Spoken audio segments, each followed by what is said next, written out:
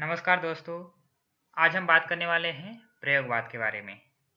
तो आज हम देखेंगे प्रयोगवाद क्या है और प्रयोगवाद की विशेषताएं क्या है।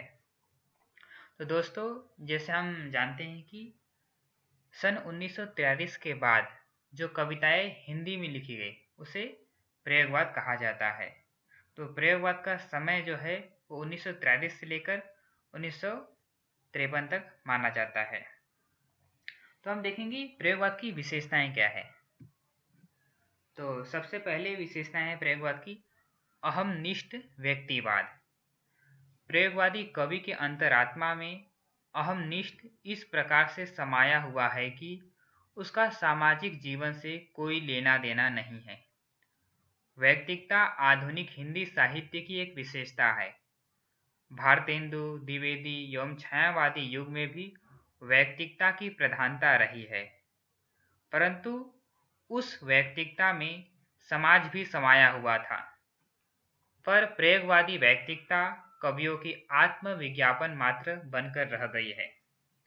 तो हम देखते हैं कि प्रयोगवाद में कवियों की हृदय में, मन में अहमनिष्ठ इस प्रकार से समाया हुआ था कि उन्होंने केवल अपने ही खुद के अहम की, खुद के सुख दुखों की अभिव्यक्ति अपनी कविताओं में की है।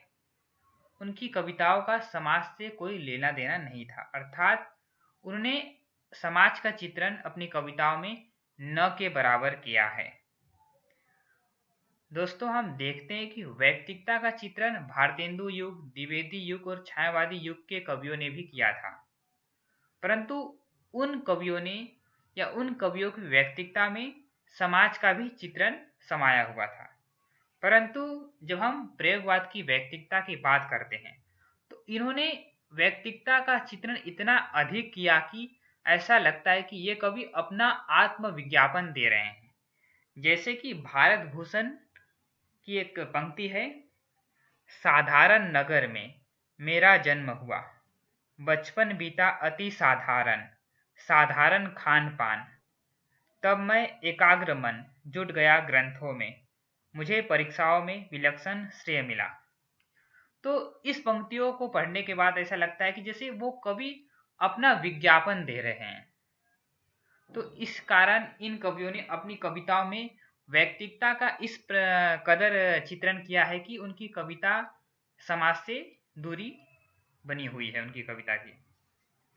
अगली विशेषताएं हम देखेंगे, अति नग्न यथार्थवाद। प्रयोगवादी कविता में अति नग्न यथार्थवाद का चित्रण हुआ है। जिस वस्तु को एक श्रेष्ठ साहित्यकार अरुचिकर, अश्लील, ग्राम्य और अस्वच्छ समझकर उसे साहित्य जगत से बाहर कर देता है, उसका चित्रण करने में प्रयोगवादी कवि गौरव का अनुभव करता है। प्रयोगवादी कविता में दमित काम वासनाओं एवं कुंठाओं का खुलकर चित्रण हुआ है, जिससे उनकी कविताओं में अश्लीलता भी आ गई है। यहाँ पर लिखने में थोड़ा प्रिंटिंग मिस्टेक हुआ है, खुलकर चित्रण हुआ है यह है। तो जैसे हम देखते हैं कि प्रयोगवादी कविता में इन कवियों ने अश्लीलता का भी चित्रण कहीं न कहीं कर दिया है। जैसे कि एक श्रेष्ठ जो साहित्यकार होता है वो जिस वस्तु को अरुचिकर, अश्लील या ग्राम्य समझकर उसे छोड़ देता है, उन्हीं वस्तुओं को या उन्हीं विषयों को लेकर प्रयोगवादी कवि कविता लिखता है और अपने आप पर गौरव का अनुभव करता है। इस कारण इनकी कविताओं में काम वासनाओं, कुंठाओं का खुलकर चित्रण हुआ है, जिससे इनकी कविताओं में अश्लीलता का भी समावेश देखने को मिलता है। जैसे कि एक उदाहरण है अनंत कुमार का, मेरे मन की अंधियारी कोठरी में अतृप्त आकांक्षाओं की वेश्या बुरी तरह खास रही है, पास घर आते तो दिन भर का थका जिया मचल जाए। तो हम देखते हैं कि इन्होंने अपने दमित वासनाओं का चित्रण अपनी कविताओं में खुलकर किया है। आगे हम देखेंगे अगली विशेषताएं, निराशावाद।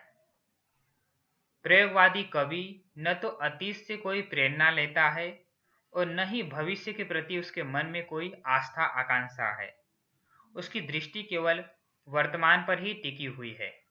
उसके अंदर निराशा का भाव इस कदर समाया हुआ है कि उसे आशा की किरण नहीं दिखाई देती है।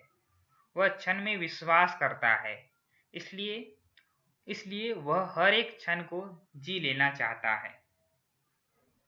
तो हम देखते हैं कि प्रयोगवादी जो कवि है उसका न तो अतीत से कोई लेना देना है, न अतीत से वो कोई प्रेरणा ग्रहण करता है, और न ही उसके मन में भविष्य के प्रति कोई आस्था आकांक्षा है। वो केवल वर्तमान में ही जीता है, और वो वर्तमान में जितने भी भौतिक सुविधाएं हैं, सुख है, वो वर्तमान में ही उसे ले लेना चाहता है। अपने जीवन को वो वर्तमान में ही जीता है। इस कारण वह क्षण में विश्वास करता है।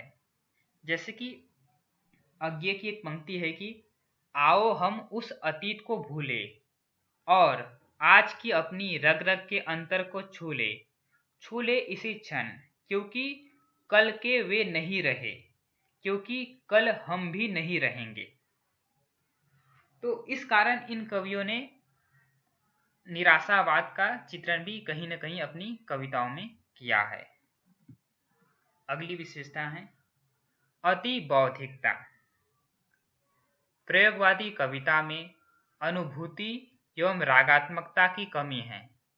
इनकी कविता में बौद्धिकता इस प्रकार व्याप्त है कि मानो कवि कोई कविता न लिखकर पहेली बूझ रहे हैं, जिसे पाठक को समझने के लिए अपने दिमाग के घोड़े को दौड़ाना पड़ता है। इस कारण प्रयोगवादी कविता में प्रश्नीयता एवं साधारणीकरण का अभाव दिखाई देता है। तो हम देखते हैं कि प्रयोगवादी जो कवि थे उनकी कविताओं में अनुभूति पक्ष और रागात्मकता की कमी दिखाई देती है। इसकी जगह उन्होंने बौद्धिकता को प्रधानता दी है, और बौद्धिकता का चित्रण इन्होंने इस हद तक किया है कि कहीं न कहीं पाठक को उनकी कविताओं को समझने में कठिनाई का अनुभव होता है। जैसे आप लोग प्रयोगवादी कविता पढ़ोगे तो आप देखोगे कि उसमें कहीं न कहीं उनके अर्थ को समझने के लिए हमें अपने दिमाग के घोड़े को दौड़ाना पड़ता है, यानी कि हमें अपने दिमाग लगाने पड़ते हैं। जैसा कि एक उदाहरण के रूप में एक पंक्ति में आपके सामने सुनाना चाहूंगा कि अंतरंग की इन घड़ियों पर छाया डाल दो, अपने व्यक्तित्व को एक निश्चित सांचे में ढाल दो, निजी जो कुछ है अस्वीकृत कर दो, संबोधनों के स्वर्ग को अपसृत कर दो, आत्मा को न मानो, तुम्हें न पहचानो, तुम्हारी त्वदीयता को स्थिर शून्य में उछाल दो, तभी, हाँ शायद तभी। यानी कि इस कविता को, इस पंक्ति को पढ़ने के बाद हमें अपने दिमाग पर जोर देना पड़ता है कि भाई आखिर कवि कहना क्या चाहता है, क्योंकि इसमें जो अर्थ है वो अस्पष्ट है। इसी कारण इसमें ऐसी कविताओं में प्रेषणीयता एवं साधारणीकरण का अभाव दिखाई देता है। साधारणीकरण आपको पता है कि कवि की अनुभूति जब पाठक तक पहुंच जाती है उसी रूप में, तो उसे कहा जाता है साधारणीकरण। तो प्रयोगवादी कविता में हम देखते हैं कि साधारणीकरण का अभाव दिखाई देता है। दोस्तों, आज हमने प्रयोगवाद की 4 विशेषताएं ली है। अगली विशेषताएं हम अगले वीडियो में लेंगे, क्योंकि वीडियो लंबा न बने इसलिए हम यहीं पर विराम लेंगे। धन्यवाद।